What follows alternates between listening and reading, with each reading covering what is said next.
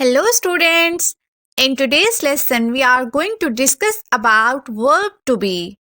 Verb to be has three main forms: is, am, are.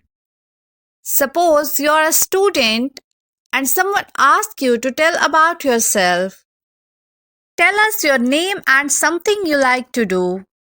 Tell us one thing you like about school. What is your favorite color and why do you like it? What is your favorite food and why do you like it?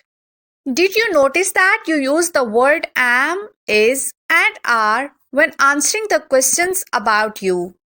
Like my name is, I am.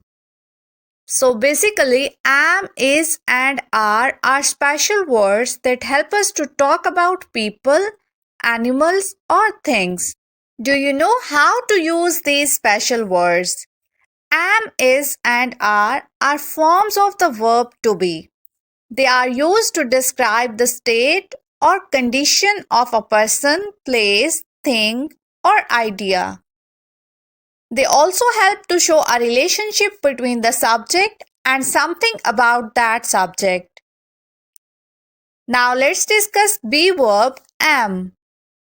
Am is only used with the pronoun I. How to form it?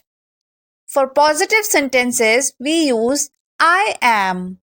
For example, I am a student. And for negative sentences, we use I'm not.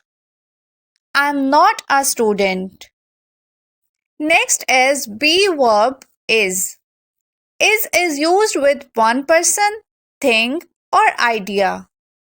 Is always used with he, she, and it. For example, she is a teacher. He is a doctor. And for negative sentences, we use not after the be verb is. For example, he is not asleep. Now the last form of the be verb is are. Are is used with plural. It is also used with the pronouns you, they, and we. Our next question is how to form it. Let's understand with examples. For example, they are friends. We are not ready. Here is a quick overview of this lesson.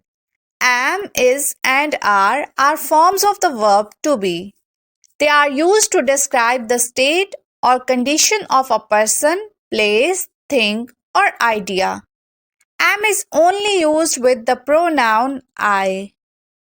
Is used with one person, thing, or idea. Are is used with plural subjects and you. Now it's your turn.